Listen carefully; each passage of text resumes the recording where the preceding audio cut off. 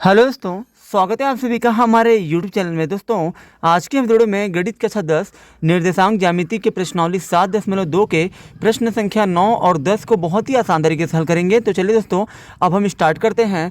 जैसे कि हमारा क्वेश्चन नंबर 9 दिया गया है दोस्तों, बिंदुओं A -2, 2 और B 2, 8 को जोड़ने वाले रेखाखंड AB को 4 बराबर भागों में विभाजित करने वाले बिंदुओं के निर्देशांक ज्ञात कीजिए। यानी कि दोस्तों, ये हमारा A यहाँ है और B यहाँ पे है। दोस्तों, हमारा जो है AB एक रेखाखंड है, ठीक है दोस्तों। यहाँ दोस्तों बोला है बिंदुओं A और B को जोड़ने वाले, तो दोस्तों A और B को हमने जोड़ दिया। अब दोस्तों को जोड़ने वाले रेखाखंड AB, दोस्तों जब ये A और B आपस में, मतलब A को हमने B से जोड़ दिया यहाँ पे लाके, तो दोस्तों ये जो है AB एक रेखाखंड हो गया। अब दोस्तों इसे जो है 4 बराबर भागों में विभाजित किया जा रहा है। तो दोस्तों उससे पहले हम लोग क्या करते हैं, जो A का निर्देशांक दिया हुआ है उसको हम लोग लिख लेते हैं। A का दोस्तों क्या दिया है, -2, 2 दिया है। फिर दोस्तों B का दिया है 2, 8। उसके बाद दोस्तों यहाँ पे ध्यान दीजिए, दोस्तों जो AB है, AB को दोस्तों 4 बराबर भागों में बांटा जा रहा है। अब दोस्तों AB को जो है 4 बराबर भागों में दोस्तों कौन बांट रहा है, तो दोस्तों यहाँ देखिए, जैसे मान लीजिए दोस्तों यहाँ पे दोस्तों आपका P1 आ गया, फिर यहाँ दोस्तों आपका आ गया P2 आ गया, फिर दोस्तों यहाँ पे आपका आ गया P3। और दोस्तों यहाँ देखिए, ये दोस्तों P1, P2 और P3 ही दोस्तों AB को 4 बराबर भागों में बांट रहे हैं, क्योंकि दोस्तों यहाँ से लेके यहाँ तक एक हिस्सा हो गया, ये आपका यहाँ से यहाँ तक एक हिस्सा हो गया, फिर यहाँ से यहाँ तक एक हिस्सा हो गया, फिर यहाँ से यहाँ तक एक हिस्सा हो गया। सबको दोस्तों आप जो है जोड़ेंगे तो दोस्तों एक एक एक एक, तो दोस्तों 4 हिस्से हो रहे हैं, यानी कि दोस्तों 4 बराबर भागों में ये बढ़ चुका है। अब दोस्तों AB को जो है 4 बराबर भागों में जो बांट रहे हैं, दोस्तों यहाँ पे दिया ना 4 बराबर भागों में विभाजित करने वाले, दोस्तों यहाँ पे P1, P2 और P3 ही जो है AB को 4 बराबर भागों में बांट रहे हैं। तो दोस्तों इन्हीं का हमको निर्देशांक बताना है कि P1 का क्या होगा, P2 का क्या होगा और P3 का क्या होगा। तो दोस्तों इसको निकालना दोस्तों आसान है। सबसे पहले तो दोस्तों आपको लिखना है, तो दोस्तों यहाँ पे आपको लिखना है, माना AB को 4 बराबर भागों में विभाजित करने वाले बिंदु P1, P2 और P3 हैं, क्योंकि दोस्तों AB को जो है 4 बराबर भागों में P1, P2 और P3 ही बांट रहे हैं। तो दोस्तों यहाँ पे देखिए, सबसे पहले तो दोस्तों P1, P2 और P3 में किसका हम लोग निर्देशांक पहले हम लोग निकाल सकते हैं। तो दोस्तों यहाँ पे ध्यान दीजिए, हमको दोस्तों यहाँ पे A का निर्देशांक पता है और दोस्तों हमें B का पता है। तो दोस्तों A और B के बीच में एकदम जो रहेगा पहले हम लोग उसका हम लोग ज्ञात कर पाएंगे। तो दोस्तों A और B के बीच में एकदम दोस्तों एग्जैक्ट कौन है, P2 है। तो दोस्तों P2 का पहले हम लोग निर्देशांक निकालेंगे। जब दोस्तों P2 का मिल जाएगा तो वो इसी की सहायता से हम लोग P1 का और P3 का हम लोग निकाल सकते हैं, क्योंकि दोस्तों यहाँ देखिए A और B के बीच में दोस्तों एकदम P है। तो दोस्तों हम लोग यहाँ पे मध्य बिंदु के निर्देशांक का सूत्र का प्रयोग करके हम जो है AB के जो मध्य में जो P2 है इसका निर्देशांक पहले हम लोग ज्ञात करेंगे, ठीक है दोस्तों। उसके बाद दोस्तों यहाँ पे आपको नीचे आपको लिखना तब P2 का निर्देशांक, क्योंकि दोस्तों हम लोग यहाँ पे P2 का ही ज्ञात कर सकते हैं। अभी A और B के बीच में एकदम P2 है, तो दोस्तों P2 का ही हम लोग ज्ञात करेंगे। तो दोस्तों तब यहाँ पे आपको लिखना तब P2 का निर्देशांक बराबर, तो दोस्तों यहाँ देखिए P2 दोस्तों AB के मध्य में है, तो दोस्तों यहाँ पे आपको मध्य बिंदु के निर्देशांक का फार्मूला यूज करना है। दोस्तों क्या होता है, जब भी आपको दो बिंदुओं के बीच का निर्देशांक आपको जब निकालना होगा तो दोस्तों आपको मध्य बिंदु के निर्देशांक का सूत्र का प्रयोग करना चाहिए। तो दोस्तों होता है x1 प्लस x2 बटा में दोस्तों 2 होता है, फिर दोस्तों कामा y1 प्लस, फिर दोस्तों होता है आपका y2 बटा में 2 होता है, ठीक है दोस्तों। अब दोस्तों यहाँ पे देखिए x1, x2, y1, y2 कहाँ से आएगा, तो दोस्तों यहाँ देखिए P2 दोस्तों जिन दोनों के बीच में है उन्हीं दोनों से दोस्तों हमको जो x1, x2, y1, y2 का मान निकालना पड़ेगा। यानी कि दोस्तों जो P2 है वो दोस्तों A और B के बीच में है, तो दोस्तों A और B से ही हम लोग x1, x2, y1, y2 निकालेंगे। तो दोस्तों यहाँ पे आप ध्यान दीजिए, ये दोस्तों आपका A का निर्देशांक हमारा दिया है ये क्वेश्चन में, A का दोस्तों हो गया, फिर दोस्तों B का 2, 8 है तो B का हमने 2, 8 लिख दिया। अब दोस्तों यहाँ पे हम लोग निकालेंगे x1, x2, y1, y2। अब दोस्तों यहाँ देखिए x1 दोस्तों कैसे मिलेगा, तो A का जो पहला पद है वो हमारा x1 हो गया, x1 के बाद दोस्तों जो होता है वो हमारा y1 होता है, y1 2 हो जाएगा। और दोस्तों दूसरे बिंदु में जो पहला होता है वो हमारा x2 होता है, फिर दोस्तों x2 के बाद y2 होता है 8। अब दोस्तों यहाँ पे आप सारे मान को रख दीजिए।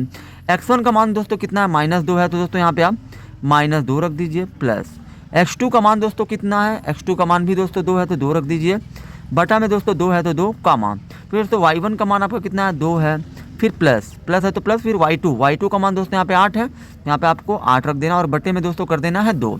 उसके बाद दोस्तों देखिए यहाँ पे ये -2 से +2 ये कट जाएगा, तो दोस्तों इन दोनों की जगह पे 0 आ जाएगा, बटे में 2 है तो 2, फिर दोस्तों 2 और 8 होता है 10, 10/2।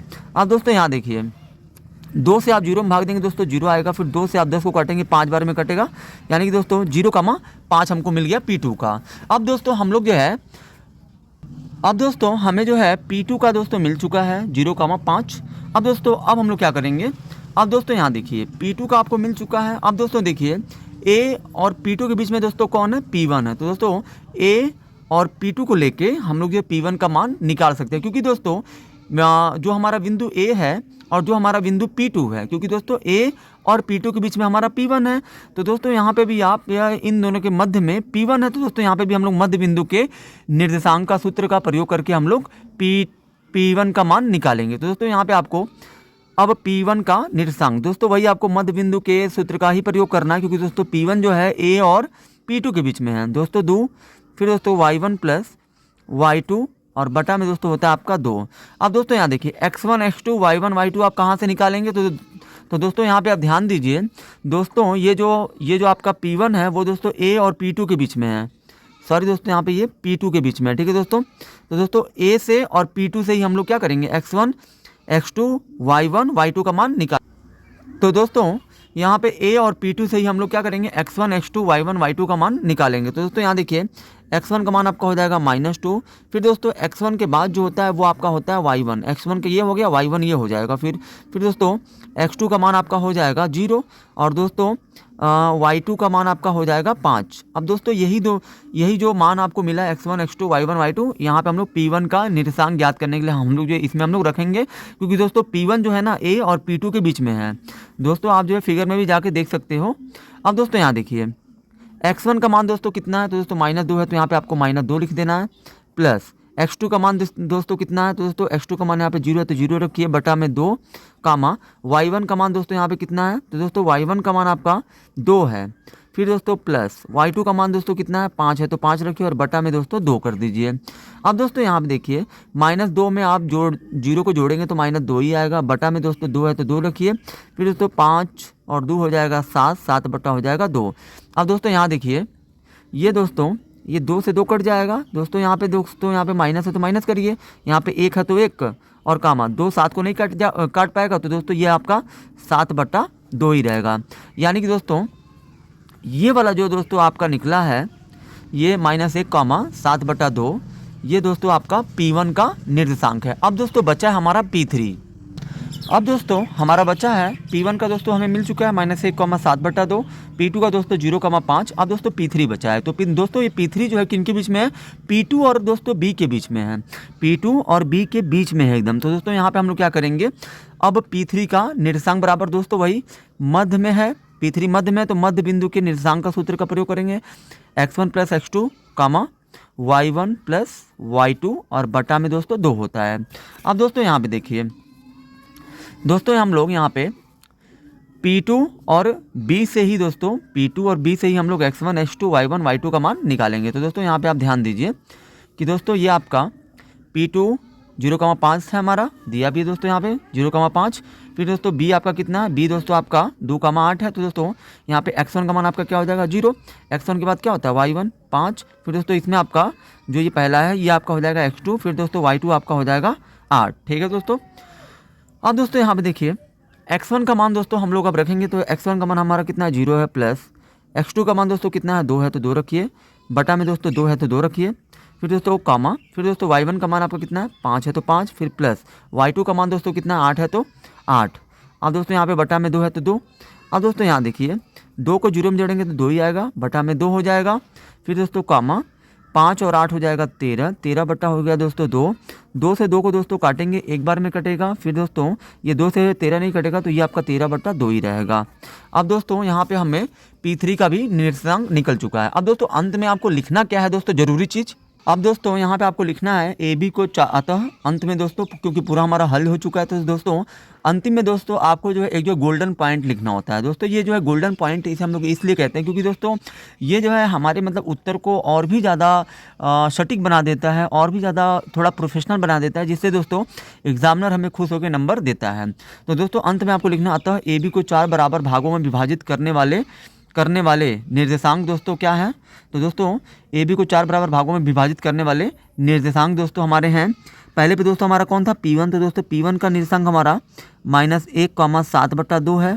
तो दोस्तों यह आपका हो गया। फिर कॉमा में दोस्तों P2 है। P2 का दोस्तों 0,5 है। फिर दोस्तों उसके बाद और दोस्तों हमारा उसके बाद हमारा P3 था। तो दोस्तों P3 का तो हमारे यहाँ पे आ ही गया है 1,13/2। तो दोस्तों यही हमारे निर्देशांक हैं जो दोस्तों ए बी को 4 बराबर भागों में विभाजित कर रहे हैं। आई होप कि दोस्तों आप सभी को ये वीडियो बहुत ही ज़्यादा पसंद आई होगी। अगर आप हमारे चैनल पे नए हैं तो हमारे चैनल को सब्सक्राइब जरूर करें।